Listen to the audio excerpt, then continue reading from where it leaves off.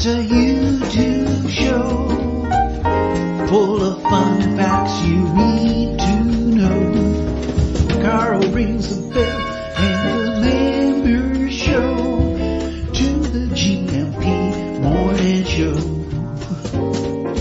Featured guests will come and they will blow your mind. The audience will do so in kind. The little vanity mixed with some insanity on the morning show with GMP.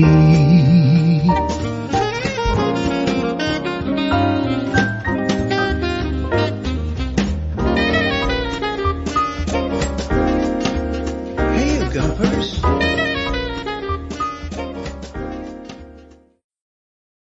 Hola, bon dia, Alegria. Munson here with the Good Morning Portugal live stream show and podcast. Yeah, 250,000 downloads on the podcast. And I think we're getting very close now to our 1,000th episode on the podcast. If we haven't done that already, I must check. Thank you to all you podcast listeners and you lurkers. We know you are legion. You're out there. You're in there. You're everywhere. And you're the unsung heroes. Everyone's a hero or a heroine here at Good Morning Portugal.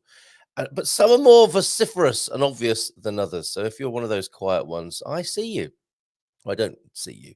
Don't get worried about that. I don't really see you, but I sense, I was going to say I feel you. And that's just getting awkward and difficult now. So I'm going to move on. Good morning to everybody. Hola todos. Hola, bon dia, alegría, amigo. How are you? Coach Turner's here. T-Duck's in with a wonderful smorgasbord of offerings. Thank you, T-Duck. And maybe see you tomorrow. Just having a quick chat about the meetup. Maybe see you tomorrow. 70% of rain. 70% chance of rain on the Silver Coast. Lovely fresh morning this morning, I've got to say. It was wonderful out with the dogs today. Fresh air on my face as I left the house. Very nice indeed. But it might rain. However, the reopening of Palmera happens tomorrow for the meetup. Not for the meetup. He was going to reopen after a refurb anyway. But looking forward to getting back to Palmera and seeing Nelson and seeing what's gone on inside the restaurant cafe that is our regular meetup haunt. So maybe see you there. Bring a brolly. Bring waterproofs, perhaps. Okay, thank you, T-Duck, then. Thank you, Baddy. Are you back? Bon dia. Let's have a look. From a very chilly village. Well, you're used to that. You come from Iceland. No biggie, right? A bon dia from a very chilly village in the Serra da Estrela Mountains, longing for my geothermal central heating in Iceland right now. Having just got here. How is it, Baddy? So you've lost the moderating, attenuating effect of the Atlantic up there in the Serra da Estrela Mountains. Can we have a picture? I'm sure if we see a picture, we can all enjoy the beauty of your location, if not the freezing cold temperatures by the sound of it. So welcome back to Terra Firma Portuguesa. Buddy, just in time to see the Portugal team win last night, right? 2-0 over Uruguay into the last 16. Let's see what happens tonight when England play Wales. I'm looking forward to that. Working with Gilda tonight, of course, for Migration Tuesday. So I won't be getting blotto at Tudor's Welsh Bar in San Martino de Porto this evening, but I'm going to be there for the kickoff 7 o'clock. Wales versus England, England versus Wales in Qatar. Going to be interesting to see that match because you would hope. I was going to say England and Wales will be playing their hearts out. I suspect Wales might be. We don't often see that. I don't get a sense of that watching England play. That's what I want to see. I want to see some pride. Talk about 3 lions on the shirt. How about 11 lions on the field? Anyway, I won't get into all of that. Our special guest is already here. She'll be joining us at 9 o'clock. That's Heather. And I want to say, you say tomato, binder, binder. I got to find out once and for all whether it's binder or binder. She's got a lovely looking home there. My goodness. That's a beautiful color, Heather. We'll have a look at that a little bit later on at 9 o'clock when Heather from Boots on the Ground joins us. Looking forward. It's been long overdue chat with Heather, Boots on the Ground Portugal. Bon dia. She was in early. And thank you, Heather, as well, for telling all your friends and fans and associates and clients, because I think there are a few people here, especially to see you this morning. And we're very glad to meet you. Muito prazer to your friends and associates in your network. So anybody who's come here because of Heather, good morning to you. This is what we do every weekday morning between 8:30 and 10. Well, 8:31 we normally start, when I realize I'm a little bit overdue, and we may finish prematurely. We had a premature climax yesterday. today at about 9:55, and then sometimes we might go on till 10:15, depending on what happens. That could be one of those mornings this morning, because I'm sure Heather and I have a lot to talk about. So, Coach Turner, T-Duck, Buddy, James is in as well. Stephen Wells with a bon dia. Jean is also in from New Jersey. Hola, bon dia, alegría, New Jersey. Good morning to you, Jean. How are you? And bon dia, alegría a todos. Thank you. Ronaldo's hair and another Uruguay hand in a World Cup penalty box. I'll take it. It was a bit scruffy when you analyze it to that level, Francis. But yes, you're right. We will take it. And I'm lurking like Ronaldo in the box and working. Yes, nicely done. Well said. Bon dia, alegría from Mark as well. How are you doing today, Mark? How are things going? When are we going to get you back on, Mark? Because you've had a few developments, haven't you? And I think I saw that you pressed your first olive oil as well. What a lovely milestone that is. So I hope you're welcome anytime, Mark, to join us on the show. And it doesn't have to be all formal. You don't have to come in and talk for half an hour or an hour or anything like that. You just pop in or send in some photos. It'd be lovely to see the evidence of your progress here in Portugal and chat to you again, Mark. Hold on. There's already betting, I think, possibly on Heather's family name here. In US, Binder is pronounced Binder. We will find out about that, if that is the case or not. I think we're getting a thumbs up, though. I'm so happy that I finally don't have to stress about a final group game in the World Cup. James. Oh, okay. That's so what does that mean exactly? You've got Brazil, haven't you? I'm so happy that I finally don't have to stress about a final group game in a World Cup. All right. Well, I think you got Brazil. I think you're going to be all right. They played very well yesterday, didn't they? Well, I thought so anyway. And Marcus is in as well. Bon dia, alegría from Marcus PT Country Bear. How you doing, Marcus, this morning? All right, let's have a look at the God Squad tip of the day from. Actually, no. Before we go there, I'm going to brighten your day. Because there was talk of head gardener McGrady's his daughter, his baby daughter, because who was it? Sarah, who'd been away, said, "What? A baby's been born? Didn't know about it." And Lee said, "Look, here's a video. Play this video of lovely love. I've forgotten her name now. I can't believe it." But anyway, doesn't matter what her name is right now, because this video will warm the cockles of your heart, the innocence, the beauty of a near newborn. I think she's 1 or 2 months old now, maybe even older than that. But look at this. This is absolutely beautiful.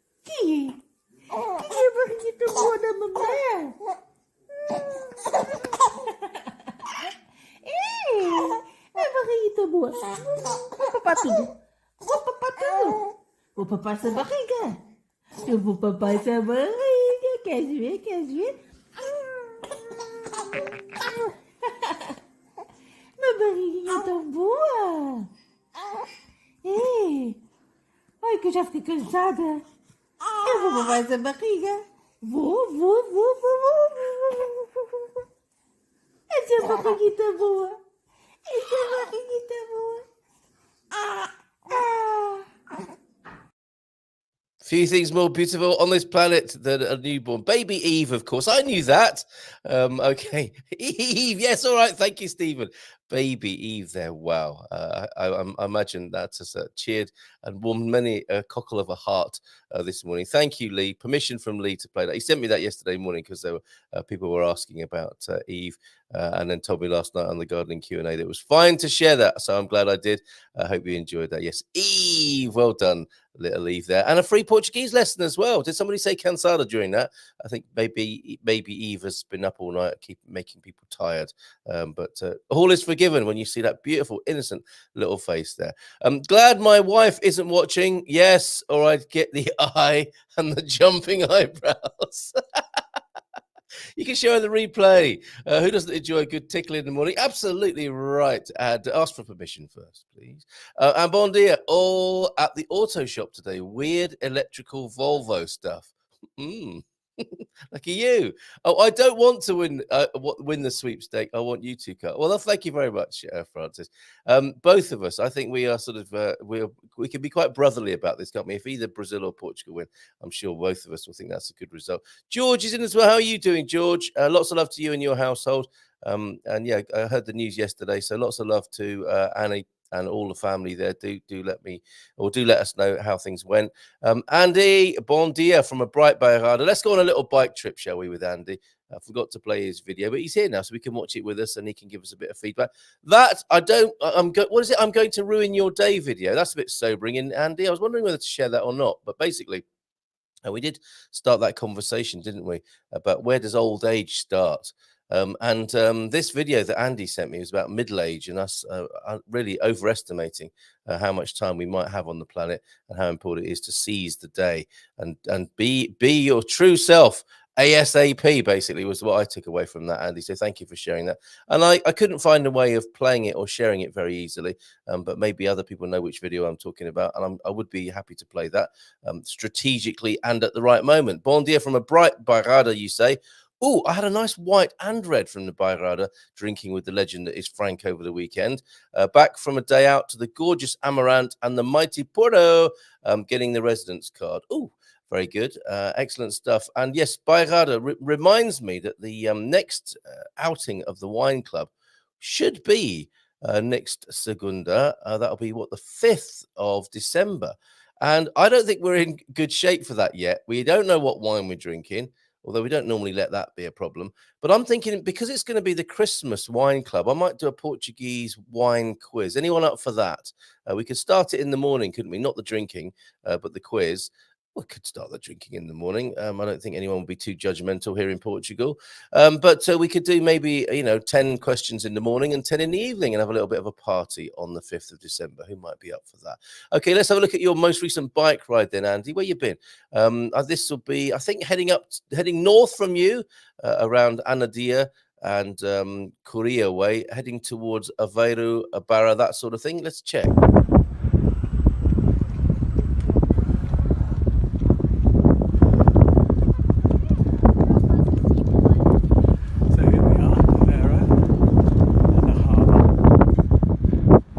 There's a lighthouse. There's a lighthouse there. I think on Wednesday afternoons you can get free tours up around there. I don't know if they do it this time of year, but certainly in the summer. There's the lifeguards, pilotos, and then if you come round the front to the beach, well, the harbour beach, and on the other side of this jetty is the beach. Look at that, gorgeous. Saturday afternoon, because it's going to rain on Sunday. Okay, ciao bellas. That's beautiful. Thank you for that, Andy. I think that is Barrow, isn't it, with the lighthouse there, the red and white lighthouse. Thank you very much indeed. Oh, we've got incoming from Martin as well. Thank you very much. Another lighthouse, I think, there. Thank you so much to you, Martin, for your correspondence this morning. Some lovely photographs. If we don't get around to showing them today, we will certainly show them this week. And a Welsh rainbow to welcome me home from Dougie. Dougie's back in Wales, ready to watch the Wales-England match, and a beautiful rainbow to welcome him. Let's see if we can load that into the picture deck. I'm not singling Dougie out for special treatment, Martin, but you have sent me quite the album there, which I'm not complaining about, but I think I need to do that justice. You say it was a bit chilly in the Algarve yesterday. It looks like the Western Algarve to me. Looks fantastic. Thank you very much. And Baddies, a village view. That does look a bit chilly, I've got to say, as well. Serra da Estrela Mountains, though, Baddy. I was hoping for a nice mountain view there, but let's see if we can include that this morning as well. So pleased for you, Baddy, that that's all worked out and you are in your Portuguese home there. Okay, off out now to walk Belle the dog. You're looking well. Love to you both from Annie and me. Yeah, thank you. Have a great walk, George. Some of these smart devices, you can still listen to the Good Morning Portugal show while you're out and about, but you might not want the piece of the countryside to be ruined by my incessant jibber jabber. I understand that. Bon dia, everyone. It's a beautiful, if chilly one so far. It's noticeably cooler and colder, isn't it, here in Portugal? And where have you been, Darren J? Good to see you here this morning. Good morning, everyone. I survived the boot camp. I lost 1.2% of body fat in a week. Now, when people lose body fat, where does it go? Where does that end up in the world? Does it go to something like the body fat Bermuda Triangle or something like that? Wales, get your hankies ready. Woo! Fighting talk from Lord Gilchrist there. And hola, banana slug. Thanks for the train report yesterday. That was handy, wasn't it? Not so much mindful migration insight, more of public transport insight, but not complaining about that. Fantastic. And Darren J started a new job, so good luck with you for you with that. Darren, this week I started a new job, so I'm feeling my worth again. Well, who doesn't like to feel their worth first thing in the morning? Well done, Darren. Good luck with that. Can you tell us more? What you up to? You don't have to. I'm probing, I know. And who doesn't like? Anyway, newbie, get your sleep. You're being told here by, I think it was Andrew who was telling you that. So let's go to that God Squad tip of the day. We've got Heather to welcome in about 12 minutes at 9 o'clock, finding out about her story, her backstory here in Portugal, and what she's gone and done with boots on the ground to help other people coming to Portugal as well. Ian opened the batting this morning at 7:46 with a Bom Dia Gumpers, como estás?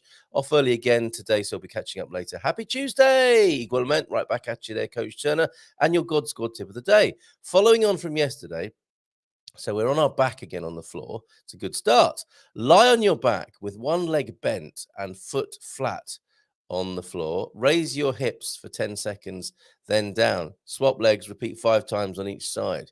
So you're on your back, you've got one leg bent. What are you doing? So you're raising your hips and putting that non-bent leg into the air. Is that right? Can we have a video, please, Coach? I don't want anyone getting into any trouble and ending up in a knot in the kitchen that they have to has to be untied by neighbours and the district nurse or anything like that. That one sounds. I don't know. In my mind's eye, I don't know if I've got that quite as you intended it there, Coach Turner. The video would be fantastic. Love is all we have. And thank you very much, by the way, for your God Squad tip of the day today. Is anyone trying this at the moment? Did anyone end up beetled on the floor and needing help to get up? Go steady with that. Easy does it. Baby steps, of course. Love is all we have, says Coach Turner. The only way that each can help the other, as well as helping them up off the kitchen floor when they've got themselves contorted into a God Squad tip of the day pose. But yes, from Euripides. That's such a good name, isn't it? Euripides. Love is all we have, and the only way that each can help the other. It's true, isn't it? Really. Everything is an act of love or a cry for help, is it not, in this human world of ours? Bon dia, alegria, gumpers then from T-Duck with his deep thought to follow on from Euripides. Their deep thought: life is really simple, but we insist on making it complicated. Ain't that the truth, Confucius? And it's funny, isn't it, that Confucianism should be talking about making things simple. But there you go. That's from the words of wisdom from Chinese philosopher Confucius this morning. And he was a politician and a philosopher of the spring and autumn period. Really? What does that mean? That must be a metaphor rather than just like 60, whatever, what would that be? 6 months of philosophy, who was traditionally considered the paragon of Chinese sages. Imagine being able to introduce yourself as that. Muito prazer. I am the paragon of Chinese sages. And the Portuguese saying of the day, moving on from Chinese to Portuguese wisdom: não julgue um livro pela capa. Don't judge a book by its cover. All very good advice this morning. And while T-Duck is here, I feel the need to finish the Piri Piri week because we are moving into Bifana week this week. Piri Piri week, we had Piri Mason, didn't we? We had a really good spread of Piri Piri puns last week, but we didn't include Katy Piri. So there she is now. How about that? Nice earrings, Katy. And we didn't include Fred Piri either. So here's Fred Piri. Isn't that good? And that, I think, does it for Piri Piri week. We are now moving on to Bifana week. And there's Bafana the Vampire Slayer. How about that? Very good. One of many that you will enjoy this week. Thank you mainly to T-Duck so far. If you've got any Bifana puns, Bifana Trump, it could be one. I think Joe Bifanaden or Joe Bifanaden is a little bit tenuous, but I'm happy to go there. You have a nurse? What? Okay, we've got paramedics standing by when we do the show now. I didn't know that. That's interesting. Okay, thank you very much for that. But Hugo Nuno from T-Duck as well. We've not finished with you this morning, T-Duck. Your Confucianism, your Portuguese saying of the day. And now a Hugo Nuno, Portugal was once occupied by Napoleon. In 1807, French troops invaded and the royal family fled to Brazil. That is not the sort of leadership you would hope for, is it? I would like my king to be standing in the streets at the front, not buggering off to Brazil, basically. Portuguese and British troops eventually fought Napoleon out of the mainland. You see, this is all part of the British-Portuguese connection that dates back to 1386, I believe. So there you go. Portugal was once occupied by Napoleon. There aren't that many signs of that occupation here in France, are there? Of all the nations that where you can feel the influence from around the world, France, if I'm not mistaken, is not noticeably one of them. I suspect somebody might disagree with me any minute on that. We shall see. Baddy, okay, that was your greeting from a very chilly Serra de Estrela Mountains this morning, and here is your view.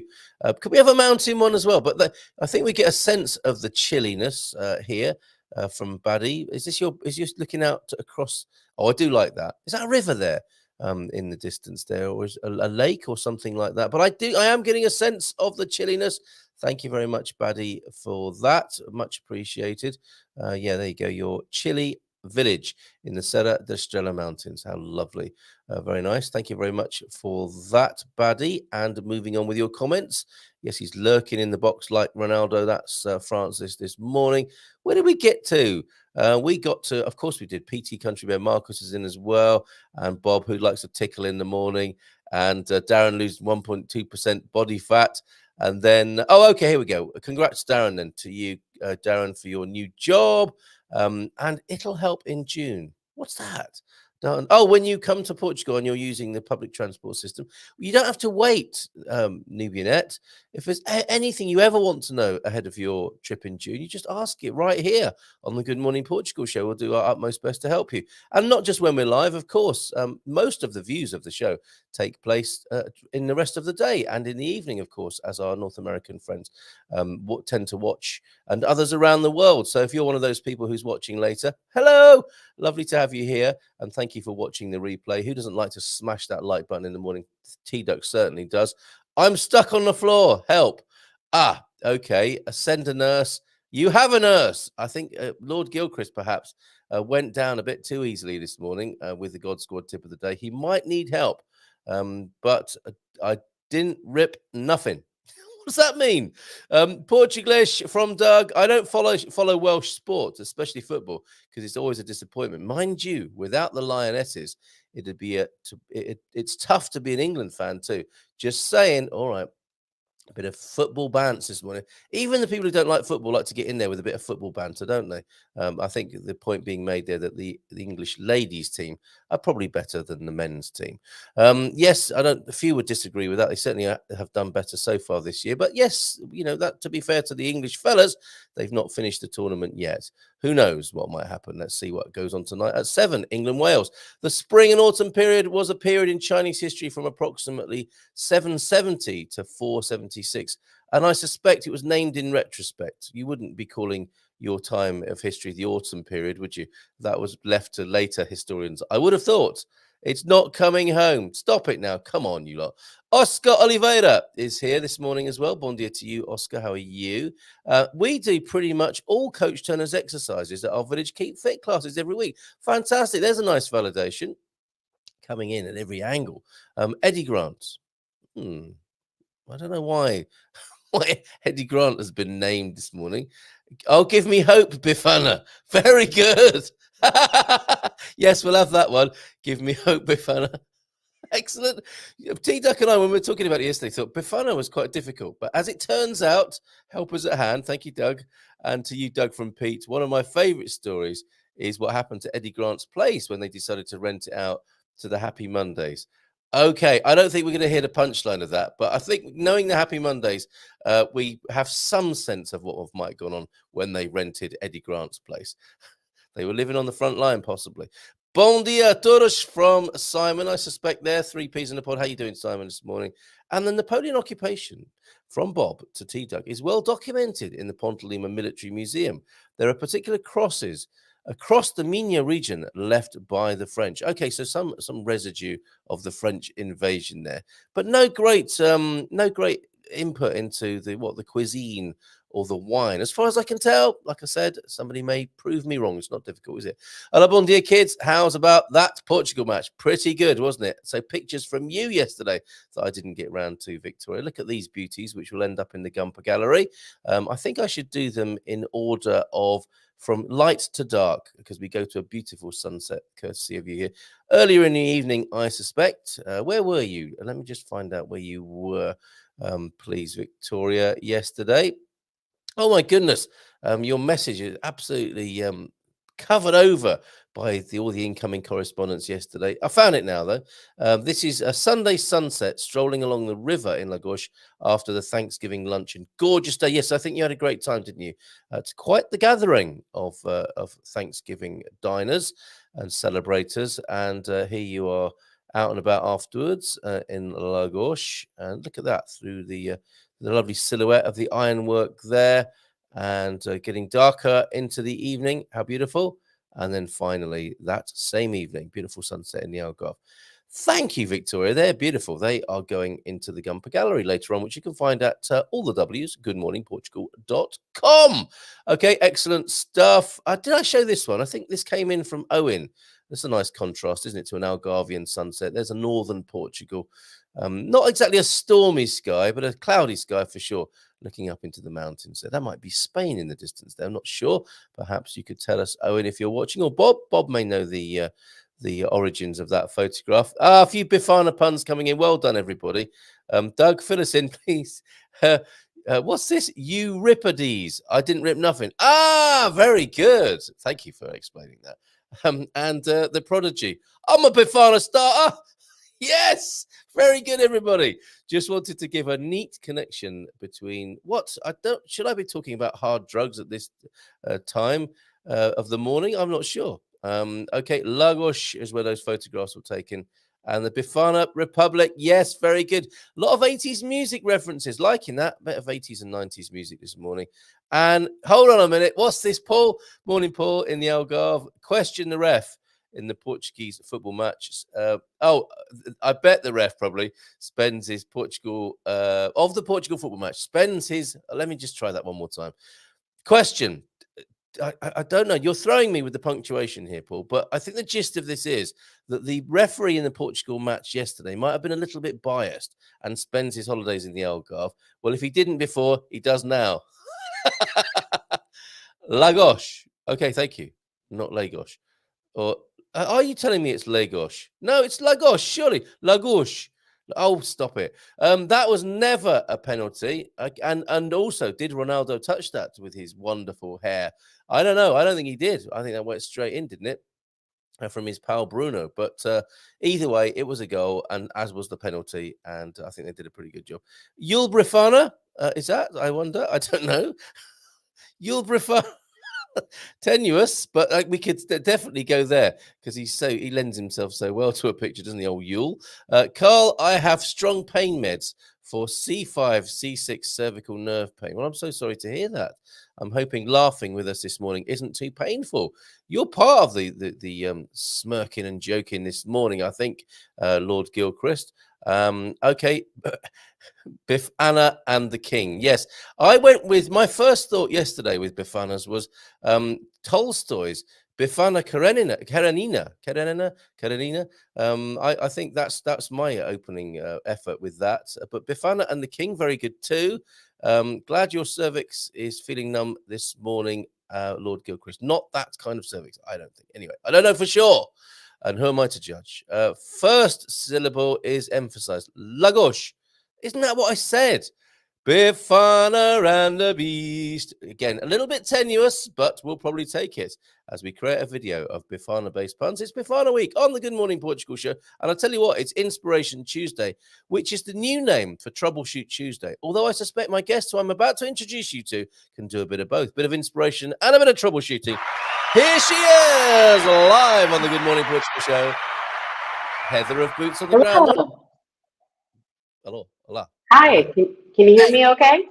We can, and all of that, all the levels will sort themselves out as we make our way towards 10 o'clock this morning. Have a nice, easygoing chat with you, find out more about you and your wonderful service, Boots on the Ground. Heather, it's been a while since Yes, we had that lovely lunch, isn't it? And do you remember in it has. Faladier?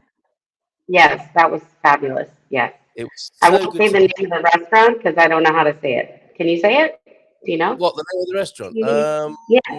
Tia Tia Sensao? Sensel, I think. Yeah. Okay. Yeah. That wasn't too Mm, bad. Yes. Yeah, I've been right. back a few times. Good. Oh, I'm glad to hear it. He's a lovely man, the man who owns the restaurant there, inspired Yes. by his auntie, from which I think the restaurant gets its name. So, how are you doing? Where are we talking to you? I mean, a lot of people may not have met you yet. You are more of a Silver Coast character, I think, thus far in your Portuguese time and experience. Where exactly you are on the Silver Coast, so people can put you into context? So I live outside of Caldas del Rainha. I'm 12 minutes east inland. So I'm in Alvernia, technically, little village. But it's great. It's a countryside, it's beautiful, and I can pop into town quite easily. So yeah, I've been recognized in the park there, and I guess my glasses are a little unique. So that's how I tend to get recognized. You have a fabulous look, Heather. You definitely do. And what made you Oh, choose? What made you choose the Silver Coast when you were considering Portugal? And when oh was that? God. When did Portugal first come onto your radar? So in 2017, I started thinking about where we could go, my fiance and I eventually. Um, Realistically, retiring in the US is just not such a thing for us. And I've always just been a huge, buff for Europe and came first in 2012. So I'd say after 2012, I was like, oh yeah, I could live in Europe. But I did not I stopped in Italy and I didn't make it to Spain or Portugal at that time. Um, I had been in a medieval event in Sweden, and so I kind of like did Sweden, Denmark, and actually more Eastern European, Prague and Budapest, and all that, which is awesome. So I fell in love with the concepts from childhood, from The Cure, The Smiths, David Bowie, Pink Floyd, everything I grew up with. Yeah, all my favorite music, and so it's just always been on my radar, but I never really thought about it. And then I started thinking about it, and I started the YouTube quest and falling down that path. And I found a couple that was 8 miles from home. Those, Oh, yeah. yeah, young couple, really cute. And they actually turned me on, I would say, to the Silver Coast more than anybody, because you could really just see, the videography that they do and stuff is beautiful, and you really see a lot. So I came in the end of 2017, the first time. I said to my mom, I'm going to take you to Portugal, but it's not a vacation. It's a scouting, could I live here? Do I want to live here? Is this a thing? And my mom, mostly from kind of Scottsdale, Arizona, which is a little shishi lala, I figured she would be good to sort of see things through like reality versus maybe my rose-colored glasses. Yeah. And so we came for a week and a half, 2 weeks back then, and that first night in Lisbon, I just felt safe and didn't, I went out about 10:30 at night to get us some food because we had just gotten in late. And I remember walking down the streets in Lisbon and there were men coming towards me, the other direction. And I had that normal thing, because I grew up in like Chicago area and Arizona and whatever. And I'm America. So I just had that normal thing that American women in particular have, which is, your guard is up, that fear. And so it was just so weird to me for the first time ever to just not feel that weird, creeped out, this guy's approaching me vibe. And I did have a guy approach me, but he was just trying to give me a flyer for a restaurant, of course. So as soon as I realized that, I was like, wow. And it just instantly felt different, instantly felt different. And so that was really amazing. And then I actually actually first ended up thinking I was going to be in central Portugal. And I ended up buying a little piece of land because that was my thought was like, I'm going to buy a piece of land eventually because I just turned 50. So I was like in my late 40s. I eventually was thinking I would be able to build a little house and then someday move over. So that was the thought. So I bought an urban plot outside of Tomar, about 20 minutes from Tomar and 40 minutes from Coimbra. And then I subsequently came out 2 other times before my move. And in my other research and coming out, I really realized how cold it gets and how hot it gets in central Portugal. Yeah. I didn't, it's one thing to understand the weather, it's another thing to actually experience the weather. And I love Central Portugal. It's beautiful and it's fabulous, but it was more extreme weather than that I really wanted ideally. So that was part of what drove me to kind of keep looking. And then the other was some change with my parents and the desire to move sooner and to actually bring them with. And with all of that, then it became, well, I can't use this piece of land because uh, I don't have 2 years to wait to build a little house, realistically. Yeah. So it became, okay, I need to buy something that's somewhere else. So I went to the Algarve, I went up north, I went to Aveiro, I love it up there.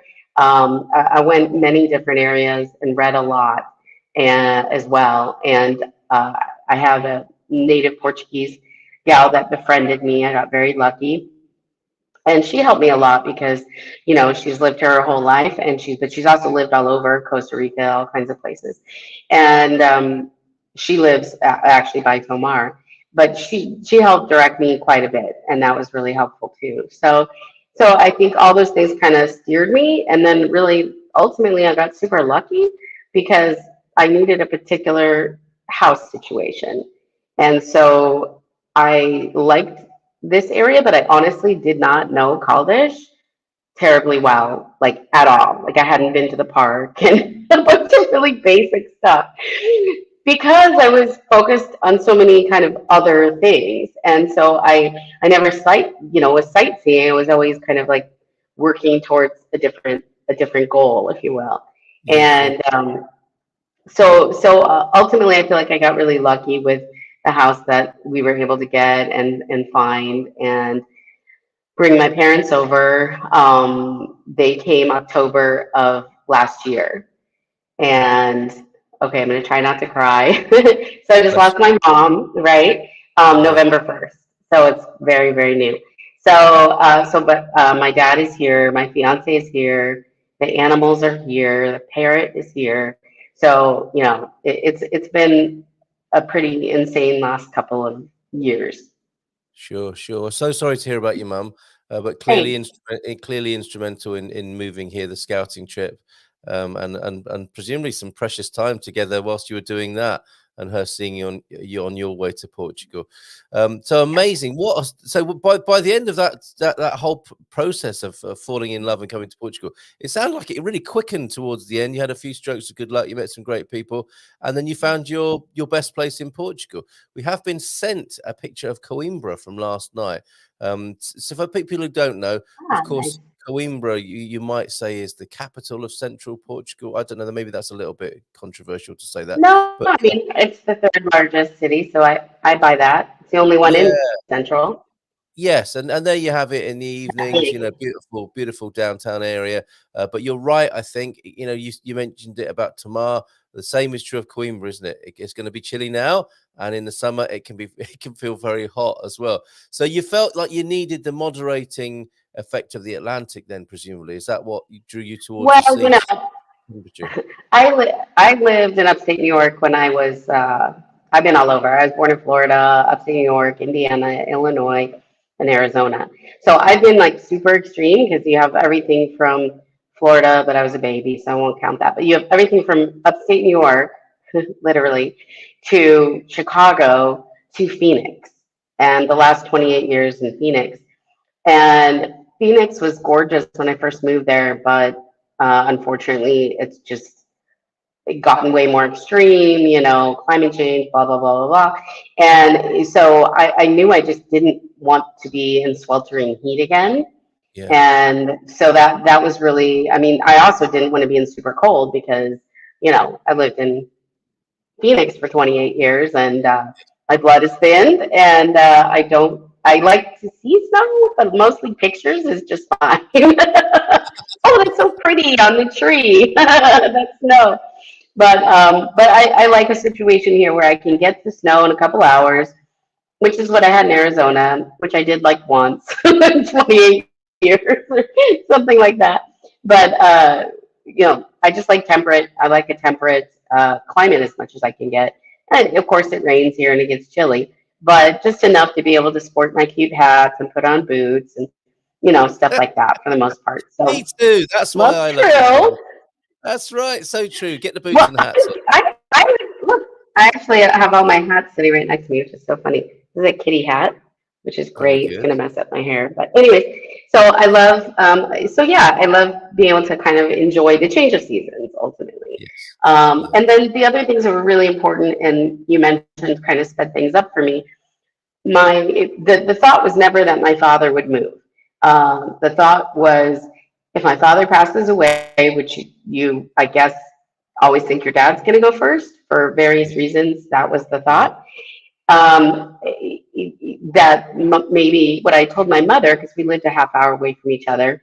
I lived in a little 1950s super retro house. Shocking. My parents lived in a condo, like a Shishi Lala Kashkayashi condo, no offense. And those weren't real compatible. I couldn't move my fiance, my animals into this condo. It was a 2-bedroom condo. And I also, my parents were not people that wanted to live in Central Phoenix and the little gay, artsy, hip area with a 1-bathroom house, mind you. So our housing was not compatible to cohabitate of any sort. And the market, my background's in real estate. I'm still a real estate broker in Arizona, 28 years, I think. And time for cough drop number 2, because I'm just getting over COVID. Thank you, Heather, for being here this morning, because we know you're not been well. Have a good old fashioned Portuguese lozenge to ease your throat. Actually, this is funny. My friend has said to have whiskey because I was like, what if I have a coughing attack? So I forget where I got this, but there's a little Jameson orange. So I had about half of it, but I don't feel it. So I'm good. Got my hot tea, got my cough drops, and whiskey. And, rock and roll. Superb. Okay. That's me, rock and roll. So coming back to kind of my speeding up on my timeline, I told my mom originally, hey, as long as you stay independent, then you can keep living in Scottsdale, I can keep living in Phoenix, and, dad's passed, he's passed, and, we can keep doing our thing. And, but realistically, I knew that it wasn't realistic for my mom to be very independent. Just her history and her life and everything like that. So anyways, that was the thought and that was the plan. But then the end of 2018, about a year after my first scouting trip here, my dad got diagnosed with a rare blood cancer, myelofibrosis. And only like 15,000 people in the world have this blood cancer in particular.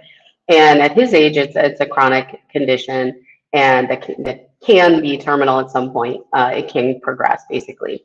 And so he was diagnosed, and and then all of a sudden he had COVID, like another year plus later. So then my parents are in like complete lockdown. And at some point during that lockdown time, my dad, I think, was starting to feel less capable of doing all of the things. And he did a lot of caring and taking care of my mom, really. And so he felt that responsibility. And I think he just saw the writing on the wall that like he was not going to be able to keep up with that. And the smart thing to do was to say, let's move and let me get moved and established and be in a good position to care for my mom. Yeah. So that was really the big go, was the medication, the extremely expensive medication that my dad takes, which thankfully I'm able to get in Portugal, became legal the end of 19, or end of, yeah, it was 19. And once that became legal, then that was a big deal. And then talking to my dad's doctor and finding out about the specialties here, the benefit, one of the huge benefits, I mean, you know, I love the Silver Coast. I know I'm, what can I say? It's my area. But Yeah. one of the big benefits of it, amongst many other things, is that it's an hour to Lisbon. And the big hospitals in Lisbon, not that there aren't big hospitals in Coimbra or Porto, but for this cancer that's so rare, those other places weren't suited to treat his disease. Uh-huh. So EPO hospital, a public cancer hospital in Lisbon, is where he was referred to. Hi, Mary. That's Mary. And so that made a big deal because I wanted to be within an hour of the hospital, you know. Yeah. And so again, this area just fit into that criteria super well. And once I got the go ahead for my dad, which was the very end of 2020, I came in December. No, maybe it was January. I was a little discouraged, but by the time I got back home, I just decided, like, yeah, we're doing this. And I managed to get here June 17th of 2021 and bring my parents October 11th. And my shipping container got here October 9th, which is Wow. crazy. And Amazing. I got back here with my parrot October 1st. And so, anyways, it's been, you know, a little bit over a year since I got my parents here and everybody, and then my fiance came in March. So in the meantime, I did crazy things like buy a house, like get a mortgage, like completely remodel the house. um, and so, yeah, honestly, when I sit back and I kind of label out what I've done and the timing, I, I don't know who the person is that did that. They are impressive. I can imagine. I mean, you deserve a whiskey this morning, quite frankly. You know, You're right. it's an extraordinary time and process that you've been through. It must be exhausting just to cast your mind back and think about it. But I guess in many ways, for a lot of it, you didn't have any choice, did you? You had to get on with it. You had to get the folks over, get your fiance over, get your animals over, make the house ready, and you've done that. It's extraordinary what you've done. And not only that, Thank you. but started Oh, I started a business too, right? Yeah. move home, start a business. Why not? While we're about it, why don't Why we start? not? So we'll talk Sure. a bit more about the business in just a moment. We've got the wonderful boots on the ground Portugal there that we'll talk Oh, which thank of you. course is your business, the name of your business, and the service that you offer. But I knew there was something I missed earlier this morning, and in all the excitement. And James has shared with us a cue this. We like to do an inspirational quote in the mornings or two. And we have a cue this from James this morning. Slug Thug put it on a mug is what he's calling himself this week. The ideals which have lighted me on my way and time after time given me new courage to face life cheerfully have been truth, goodness, and beauty. Oh, Thank I you. love that. Isn't that lovely? I thought you might. That's Albert Einstein. And then a perfect combination to go with Einstein this morning would be Yogi Berra, who we look to every morning as well, thanks to James. It's tough to make Hmm. predictions, especially about the future. So of course, yes, but who could go wrong if you've got truth, goodness, and beauty as your guiding lights in life, and you bear in mind that it is tough to make predictions, especially about the future. I think you're fairly well armed for daily life with that. So thank you for that combo there, James. Appreciate that, and sorry I missed it earlier on. And a few people have come in to say hello to you specifically. I think Sarah's joined us this morning again. Great to see you. And we had the video of little baby Eve, Sarah. I hope you got to see that. Pete says to you, Heather, well done, Heather. Glad you've realised how safe Portugal is. We know some Americans that live in gated, barbed wire communities that are still scared of their own shadow. Sadly, that is the case for some people, isn't it? Yeah, I don't thankfully know those people. No offense, I guess, sort of. No offense. Okay. Yes, it I have to happens. say, I have to say a couple of things. So one, those two quotes were both like totally spot on. First, um, was it truth, beauty, and I'm going to say wisdom, but Goodness. that wasn't it. What was the last It was one? goodness. Goodness. Goodness. Okay. I love it. And then last night, Carl, I listened to your podcast, like your future of what you're trying to build, the what is it? 2100? Oh, yes. Yeah, yeah. Right. Project 2100. Yeah. Seven Yeah, generation thinking. Yeah. yeah, man. And my brain, I have COVID brain. It's a thing. Like, I Yes. tested negative the last 3 days, so like I'm clear now, but I still am like, I can't quite. I'm not all there.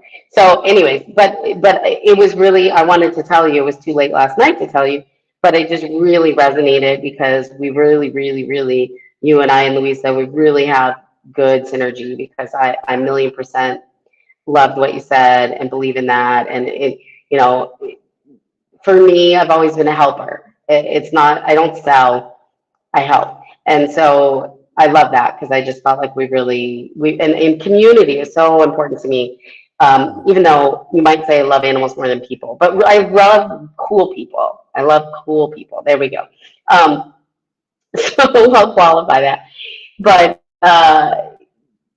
the building of the community here is like such a key part for what I want to do with my business and I'm doing. And just it just really resonated and made me feel really good to be on your show today Oh, and thank pull that you. together finally.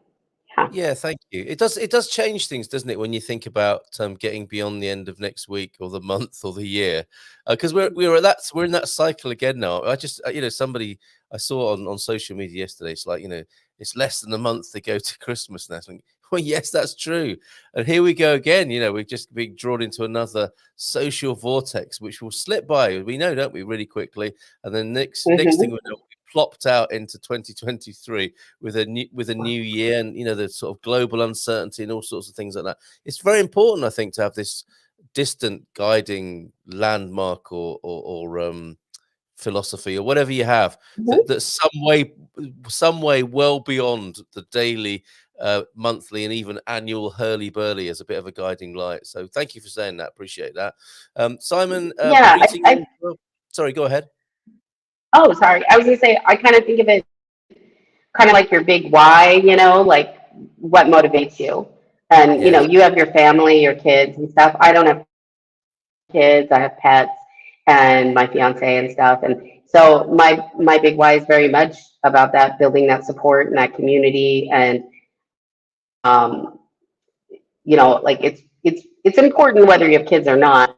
But when you don't have kids, it's like vital. I mean, it should be vital for all of us. But when you move to a new country and you don't have other family that's here, or which obviously I have my dad, but he's almost 83.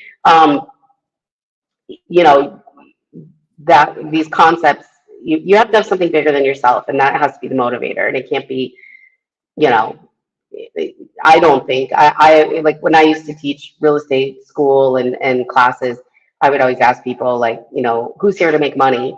And the people that would raise their hand, I mean, we're all here to make money, right? But the people that would raise their hand as their primary motivator, I always told them like, please go sell something else, sell a car or something else, because this Really? is not a, yeah, I did, because I'm very, this is how it is.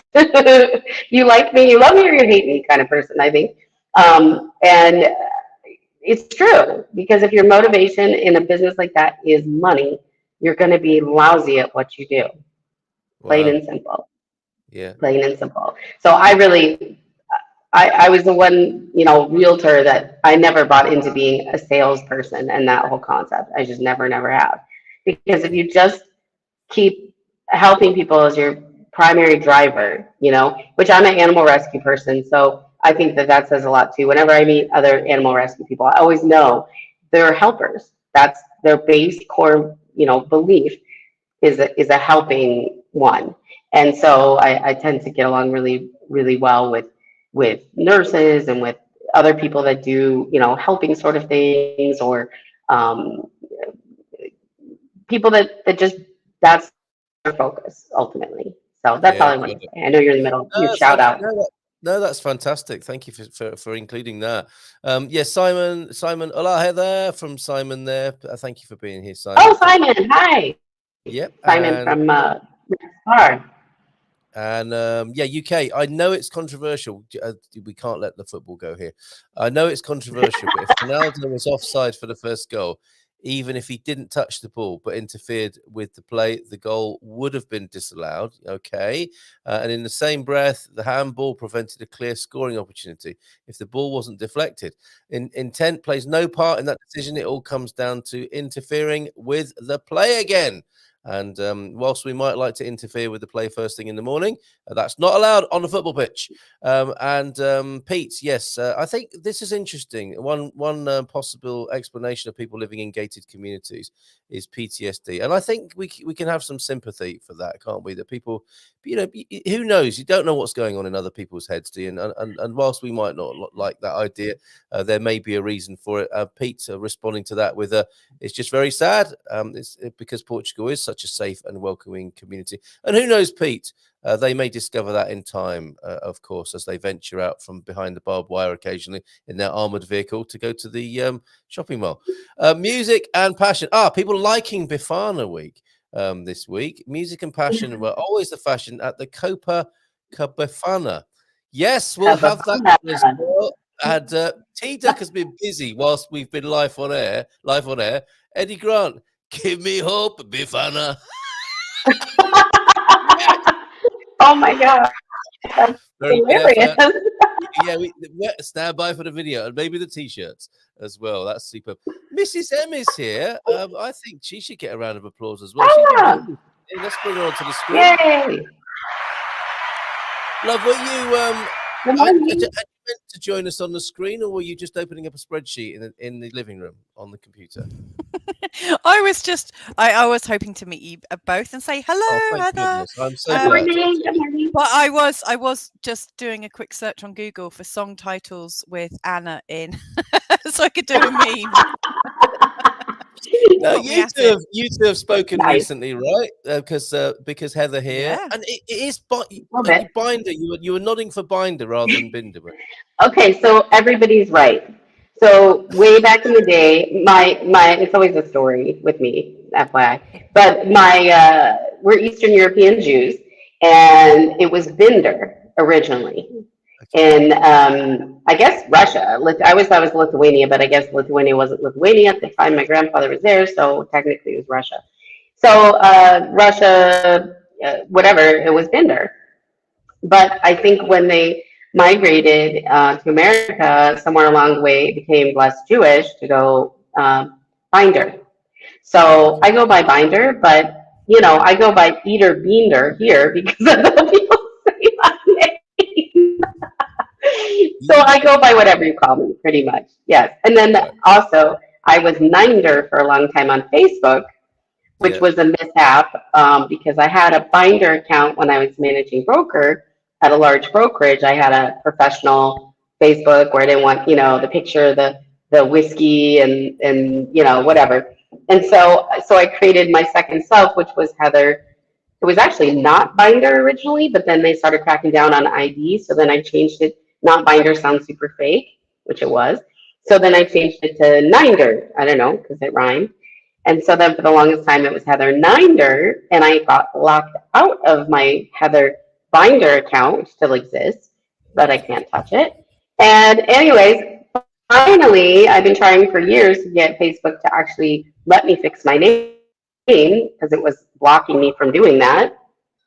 And then they finally did it a few months ago. Sorry, I have to fix my hair.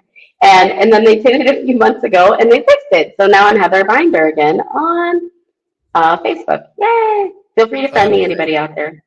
Full circle. So we'll go with Heather Binder for this morning. And you two, you've had a chat, haven't you, as part of Mrs. M's epic migration stories? What would you call it? Series, Mrs. M, that's coming out. And I think there's a series.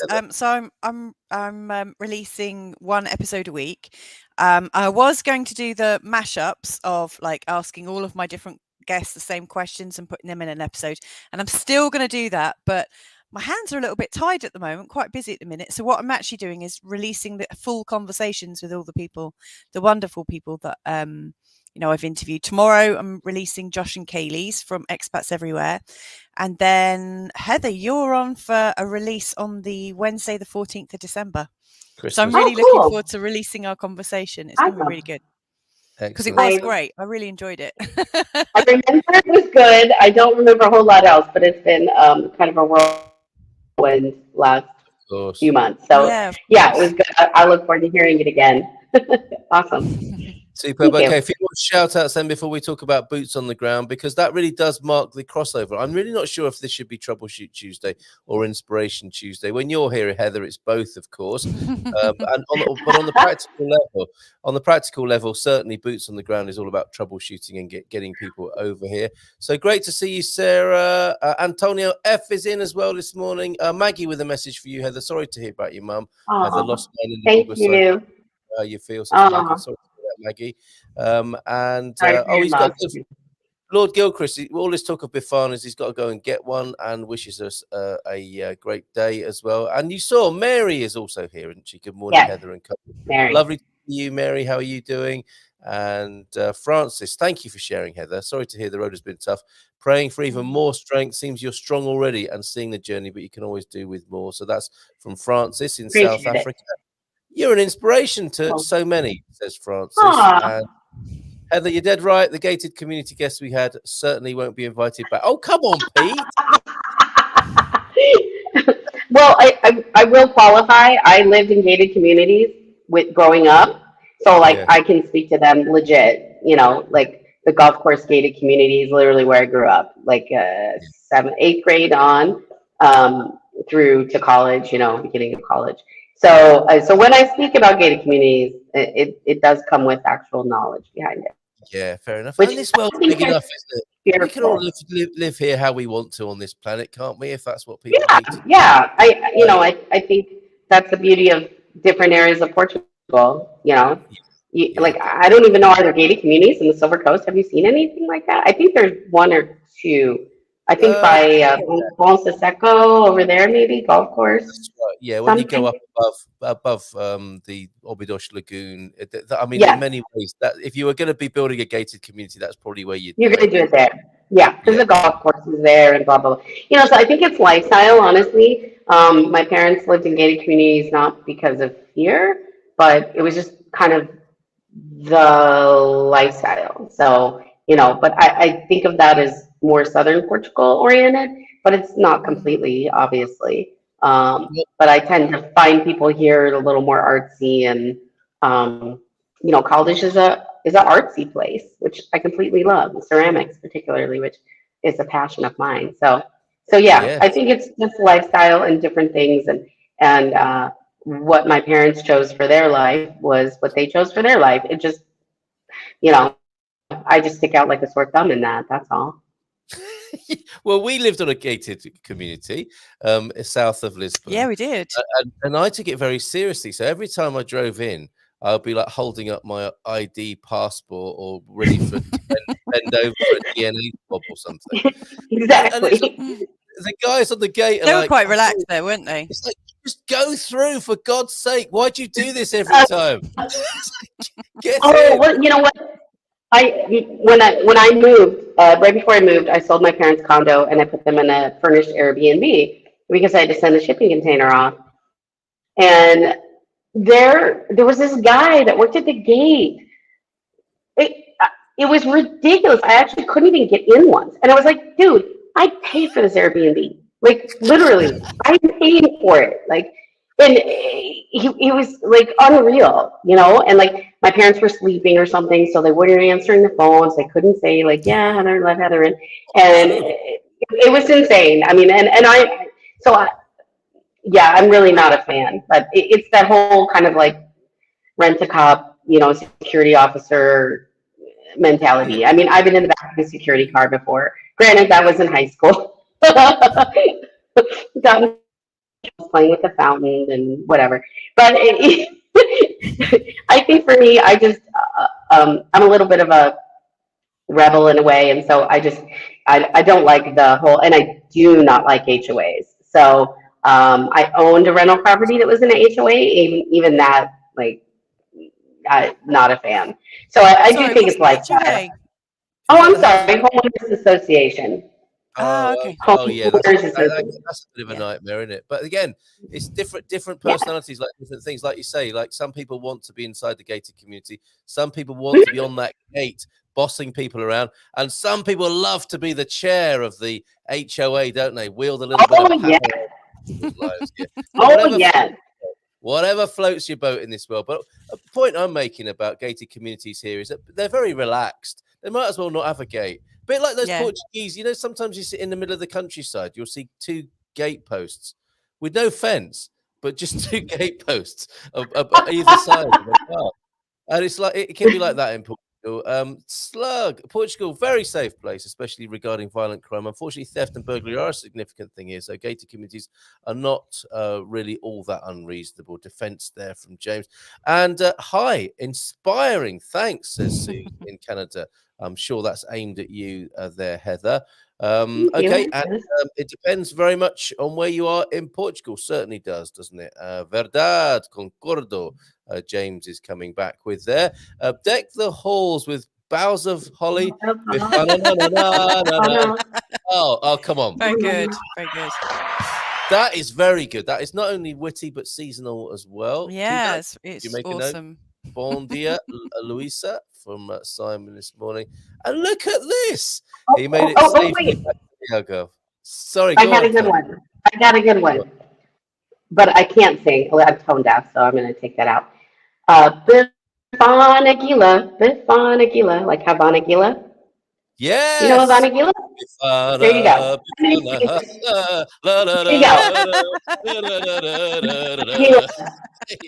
I'm up for that. Yeah, I impressed myself with that one. Sorry, I was going to lose that, so I had to shout it out. Yeah. Now, while we're here, the four of us, we've got Heather, Mrs. M, me, and Frank here, who all love a bit of 80s music. You were in Spain. Did you go and see The Cure in Spain? I did. Yes. It was what's Robert Smith like? What's that? How is Robert Smith these days? Oh, it was unbelievable. It was unbelievable. I've seen The Cure before, all the way back to did they play Lollapalooza? The first Lollapalooza in the U.S. I've seen The Cure before. It was late 80s. I was in high school still, so I graduated in 90, so it was like 88 or something. And I've seen them, I think, one other time after that. But anyways, this was amazing, and they played for 2 hours and 37 minutes.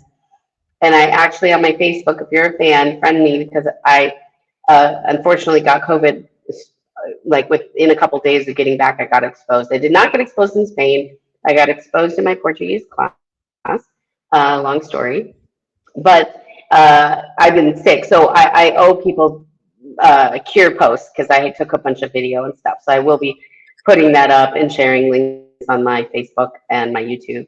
And yeah, it was amazing. It was such a good show. But Robert Smith, he lost his brother, and he sang a song about that, and that was pretty emotional. And they did 28 songs. It was like a dream set. It was pretty unreal. Yeah. And it was really special. My fiance and I going and doing that together was really cool because we don't share a ton of taste in a lot of ways, but he loves The Cure too. And so that was really neat to be able to do that and had great seats. And then the last 8 or 10 songs, we actually thought it was ending sooner. So we wanted to kind of get out quickly because of COVID and everything. So we went and stood at the back, and that was really cool because we got to kind of dance together and stuff. And that was pretty neat because, everybody was just sitting, of course, at their seats. And except for all the people down in front. But we had first row of when it started, going up, if you will. And so, granted, we were far away, but there were still amazing seats, and the sound was really great from there. So, yeah, it was And super did they do the worthwhile. forest? Did they do the forest? They did the forest, yes. Yeah, that would be so cool to That's hear. my fave. I love that song. Yeah, I do too. Yeah, Yeah, yeah, excellent stuff. they did so much, like amazing. I'll have to print when I do the post. I'll have to put the set list there too. But it was really, it was really fantastic. So. Oh, good. Glad to hear the Cure are live and kicking, to use an 80s phrase. Tomorrow on the show here, live music from Emma Belter. She'll be telling us about her Portuguese story and singing a few tunes live as well. Amazing woman. She'll be singing from her heart, as she does, her heart and soul, right on here on the Good Morning Portugal show tomorrow on Wednesday. So looking forward to Emma being here. So talking and making the live music connection there. And thank you, Frank. Portugal is unsafe. No, you came in at the wrong moment there. Unless, of course, you're about, and then unsafe exactly, but a little bit of electricity in the atmosphere when Uncle Frank's around, and you're being missed by the kids. Where's Uncle Frank? Said Little Soul yesterday, our 4-year-old. Why? Why do you want Uncle Frank? Because he's the best, is what he said about you yesterday. Triumph Tuesday or Triumphant Tuesday. That's a great one. That is pretty like that. triumphant, isn't it? And is this, because I was going to go for Bifana Rama, and is this their classic? Na na na na, Bifana, goodbye. I wonder. They aren't problems, they are challenges. Thank you for that, Jean and Fiona. This is the best one, I think. Na na na na na Bifana. Hey Jude. Sorry, I ruined that one. But get a job. No, I don't know that one. Okay. Is that Shabba? No. Shabba. Oh, Shabifana. Shabba ranks. Shabifana, maybe. I don't know. And, Fiona looks forward to your next new astrological updates, Louisa, by the way. Yeah, I need to do some actually. I'm gonna do some recording on Thursday. So yes, just a reminder, they are time sensitive, of course, these astrological updates. If you're listening to this is recorded after, and what should have happened was. Okay, thanks, Bob, and hi, Viv, as well. Okay, thank you for you being here, Suze, for you being here, Bob, and Viv as well. Some lovely insight yesterday from Bob and Viv alongside James yesterday. Louisa from Francis and Bifana Bun. I'm not sure what that one is there, James, but. Oh, this is one of the favourites this morning. If you like peanut Bifana. It's so good. It's so good. I don't know why we didn't think of that. Why did we not think of that? It's making it good. Yeah. Sorry, Heather. Love the Cure. I think it's about time Robert Smith gave that hair a break. He's looking like a homeless grandmother. Oh, stop it. Let him have his red lip. I don't care. Yeah. I don't care what he looks like. I love him. Yeah, well said. So, yeah. Well said. Yeah, there's a bit of a cat fight between him and Paul. There was a bit of a cat fight, wasn't there, between him and Paul Weller recently? We were reading Paul about Weller. it. Yeah, Paul Weller can go. I mean, they both look like grannies now. I mean, Paul Weller looks like an old granny who's like, from the wrong side of town, had a hard paper round. Exactly, and then you put Rod Stewart in there as well. It's like old folks' home, but no, who cares? Who cares? They're still rocking. That's good.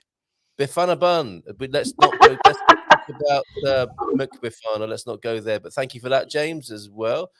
Is this the one that you were saying, Heather? I think, isn't it? Have a Bifana Venice Maha. That is this. Yeah. Thank you. Somebody else is doing it. I was thinking it might have been like the start of the Gayatri mantra or something. I'm sure we could fit in Bifana to that. It spiritual. Can you imagine that? Yeah. Sanskrit Bifana. Although, is that are they okay? Om bo buvasfina. Oh no, Bifana. I'm gonna have to practice it because my Sanskrit's not that good. Look, stop it, everyone, with the Bifanas, because we need to talk about boots on the ground here. Okay. Oh, he's explained it. Bifana is Bifana Bun. Bifana Bun. Bifana Bun. Oh, Bifana Bun. Bifana Bun. Yeah. Can we move on now? Can we move on, please? Because we've got We've got Bifana on the ground. Sorry, boots on the ground here. And this Boots is on the the ground, summation. Portugal. Yes. Your experience brought together for the benefit of others. As you said, Heather, you're a helper. That's how you get. You generate your life and being out of helping others. I get that completely. You have an experience of real estate in the United States. That didn't transfer completely, did it? I think a bit of a culture clash, and you've gone more into helping people more generally with the process of moving to Portugal rather than specifically focusing on real estate. Tell us about boots on the ground, if you will. Sure. So Mary's here that said hi, and she's the one. Mary is the one house I helped sell in Portugal was to Mary, and my partner here and I, real estate partner, is awesome. I chose to partner with a Portuguese agent because I didn't feel that I could do my clients service and justice without a native partner. And I still really strongly feel that way. So I do feel like the mixture is really good, and I can still work with Elena and like help consult, and that if it's in my area or if it's not, if I can travel. But so I do definitely refer people to good, trusted people. I was a managing broker of 1,150 agents. I've been a designated broker, which is like head broker. I answered the calls and took the questions and audited the files for the company, which was about 300 or 400 full-time agents, 1,150 total. But the ones that were the dangerous ones were, of course, the non-full-time agents. But anyways, I love real estate, and I've done commercial real estate, residential, investors, a lot of multifamily. So I did a little bit of everything throughout my time in the business, and I thought that would translate. I thought, I'll do real estate here. And then I even was sillier, and I thought, I'll just change the system. And, I'll just do the buyer's agent thing, which is my thing. And I will just rock this out. And I think because I come from a broker, very contractual heavy, we wrote contracts in Arizona, and that's very much my thing. And I was compliance because I was the broker, managing broker, and audited files. So I wasn't just like an agent that like opened houses. I was that, as well as I was the one that said, you wrote this contract wrong, or you need to do this, or this is the verbiage you need, or, to the agents themselves that were having issues or needed monitoring as a broker. So because my background was so technical in a way, I think I have a hard time here because we don't write contracts as agents here. And we also, there's just a lot of disrespect. And I came from a very respected place in my real estate career, and I only work with people that respected me. And, it just really felt icky. And when real estate feels icky, I bail. I'm just not, it's just, and I don't bail from a client or any situation, believe me, or I would never have sold anything in my life. But it means it's not good. The energy isn't there and isn't what I need. So I do work with real estate in a sense, but I don't sell, and I'm not licensed here any longer.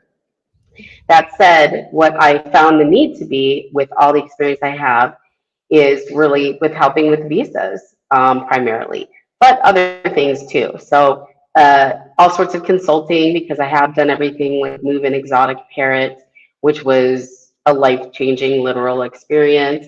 And I talk about that on Luisa's program that's coming up here soon.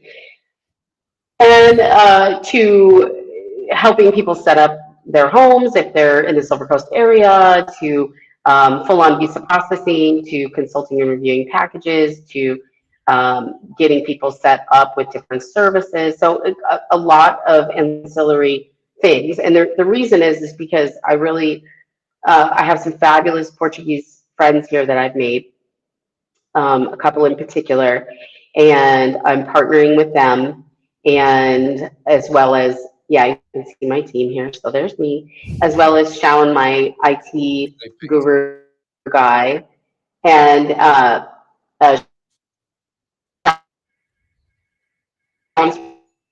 from Bangladesh, reference letter.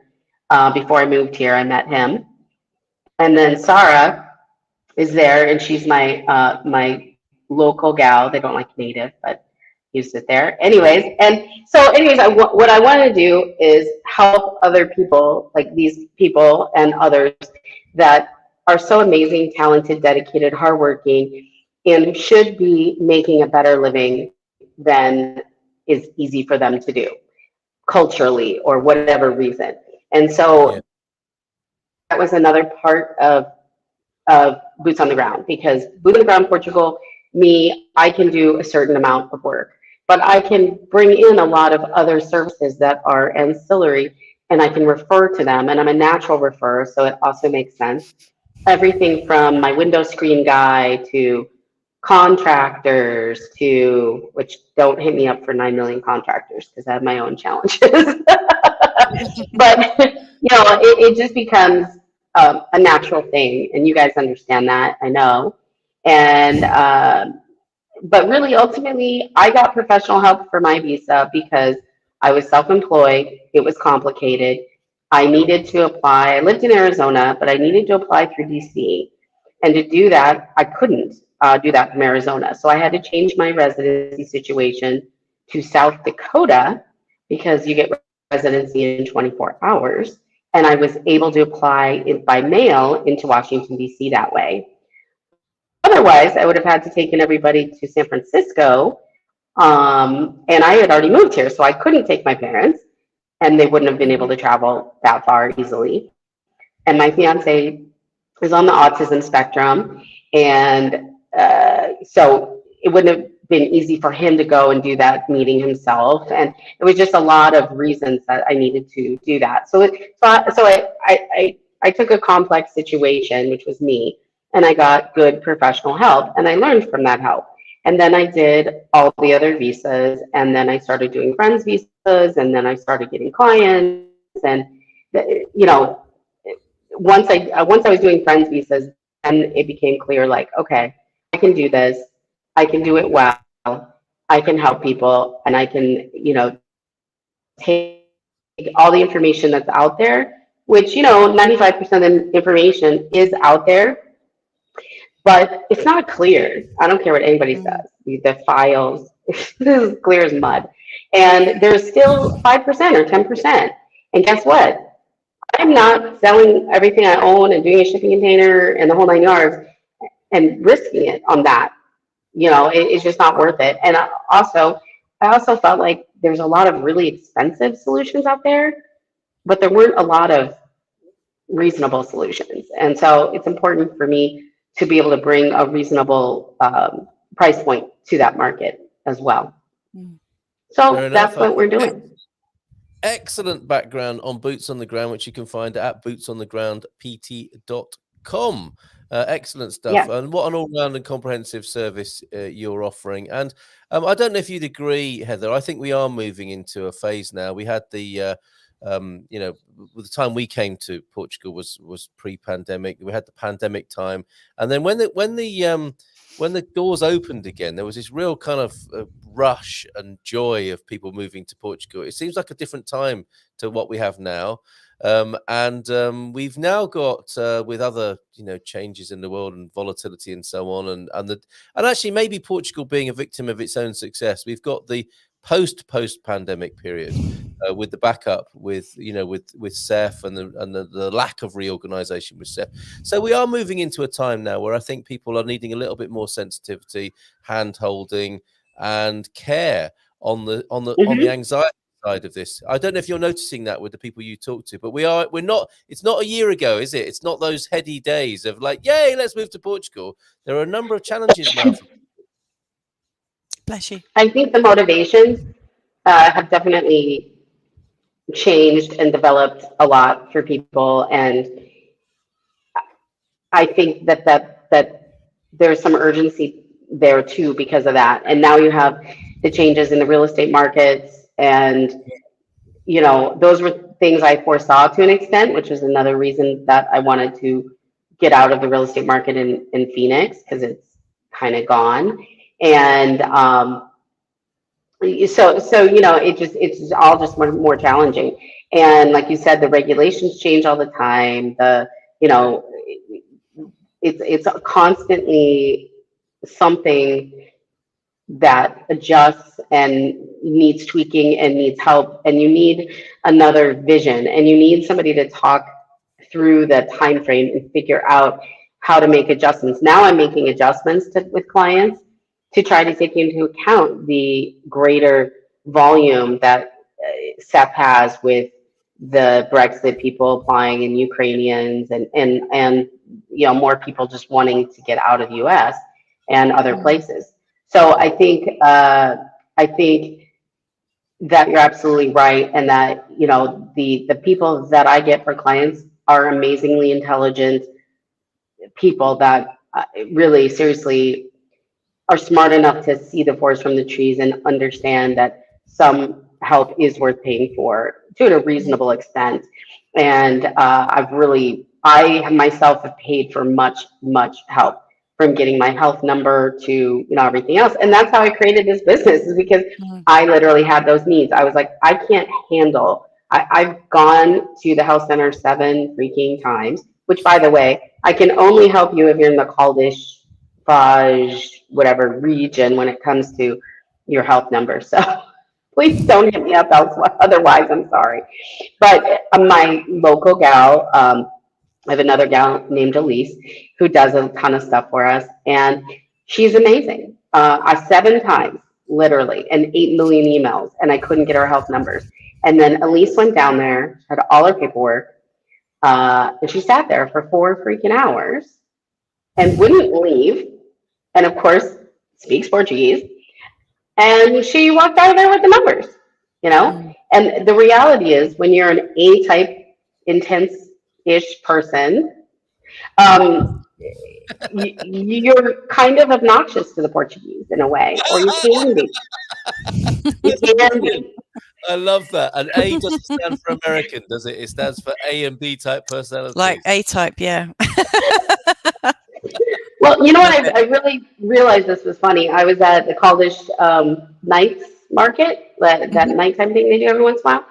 And there's a wood artist there who's awesome. Oh, gosh, I can't remember the name. Anyways, sells beautiful custom furniture. Got this awesome olive wood coffee table that I love. Couldn't resist. Anyway, he had a gal working there. Her name's Anna. And she actually works at the Camera. And she's friends with my friend Elise, who does work for us.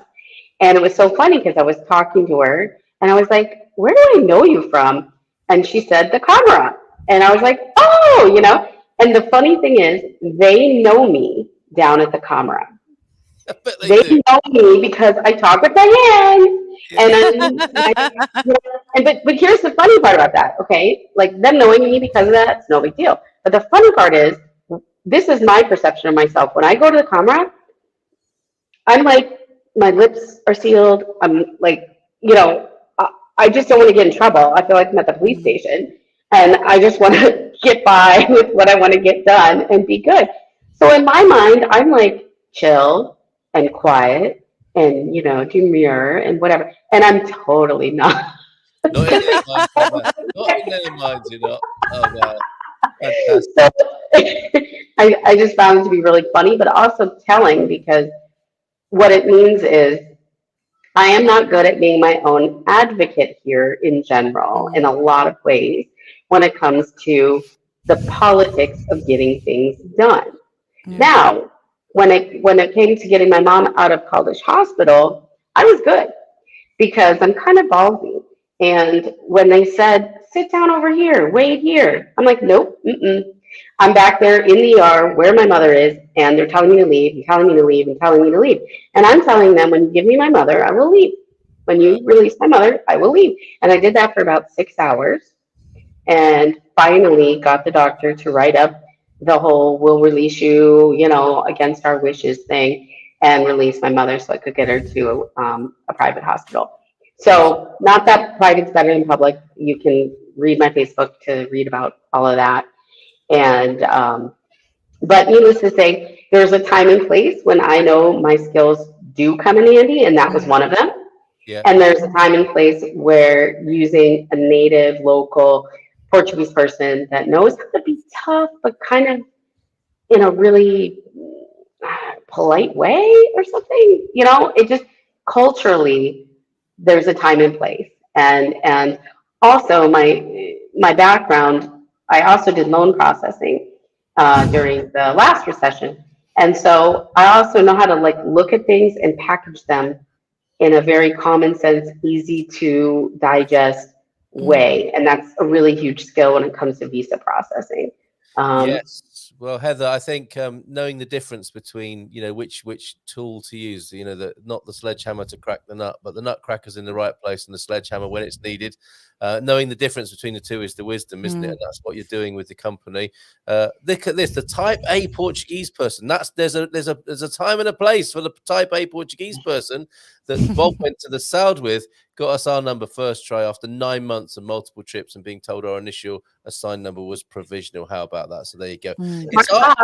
It's after 10 o'clock and it's time to cleanse our palates with some dad jokes this morning. We like to do this with but not until, look at this, apparently the South African team, France that is their nickname. The team is Bafana the boys, and the South Africa's home ground is the FNB Stadium. They win this morning, don't they, with that? But I've got a cracking one for tomorrow. There's Bafana and the Beast. It's been so busy. And hey, have they had a facelift, or have they been replaced by other singers? How could you ask that of our 80s idols, honestly? Weren't there three of them? There were, yeah. Well, that's what I'm more worried about. Where's the other one? Yeah, she had too many Bafanas, maybe. Maybe she did. Couldn't perform. Retired from the scene there. So don't forget tomorrow live music. So let's do a few of those dad jokes this morning. I have got them for you. Let's see. I don't know if you're partial to a dad joke or not, Heather, but I put €5 on the Dalai Lama. I would put €5 on the Dalai Lama if I was a Tibetan man. Hang on. No, okay, not too happy about that. Sorry, I missed that. Okay. I missed that too. I kind of blanked out. I just heard my name. So I'm supposed to respond. Everybody. God, it's a hard crowd. All right, I'll try that again. Focus. I'd put €5 on the Dalai Lama if I was a Tibetan man. No. Tibetan man. Gotcha. Yeah, okay. It's never a good dad joke when you have to kind of explain it like that. So we'll move on. What sits on the seabed and has anxiety? A nervous wreck. These are a hard crowd, Randy. This old one. Oh, I need a new vacuum cleaner. This old one is just gathering dust. One for the ladies. A sexist dad joke there. When they buried the man who invented Tetris, the whole cemetery disappeared. Gosh, they're hard work, aren't they, this morning? I've got another one, actually, that John told me the other day. John Cunningham, morning to you. When I lost my thesaurus, I couldn't find the words to describe how upset I was. That's good. I use a thesaurus every single day when I'm working. Well, tell your face. You're allowed to laugh. It's a dad joke. I can give you the leading cause of anaphylactic shock in a nutshell. Oh, dear. And do you know Very what? Good. The guy who invented the knock-knock jokes, he was just awarded the Nobel Prize. Forgive me, I've got to go. I'm being heckled here from the side. It's nice to see you, Heather. It was You too. See you again. Ciao, everyone. See you, Mrs. M. I did tell you that, of course, we finish after 10 sometimes when we have fascinating and interesting guests like Heather, whose website you can find here, bootsonthegroundpt.com. Heather, thank you so much for being here this morning. Yeah. Come back anytime you like. Awesome.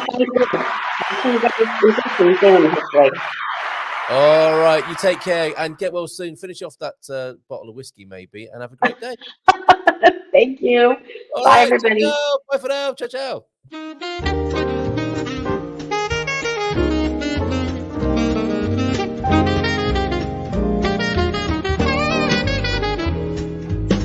In Portugal, there's a YouTube show full of fun facts you need to know. Carl rings the bell and the member show.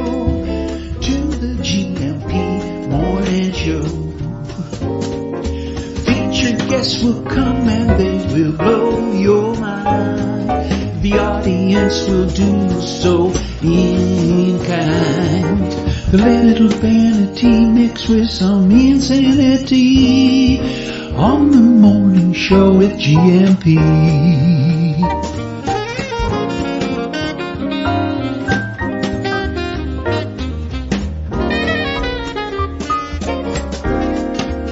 Hey, Gumper.